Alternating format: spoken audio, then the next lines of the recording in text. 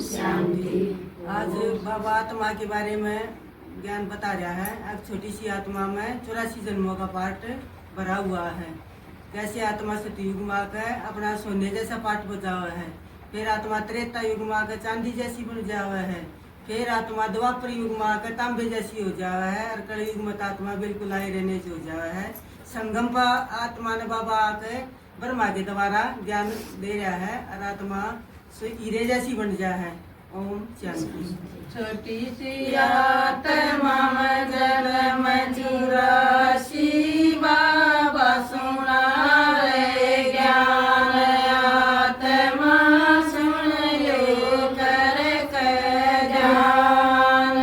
छोटी सी आत्मा में जन्म 84 बाबा सुना रे ज्ञान। आत्मा सुन लो कर ध्यान। जब आत्मा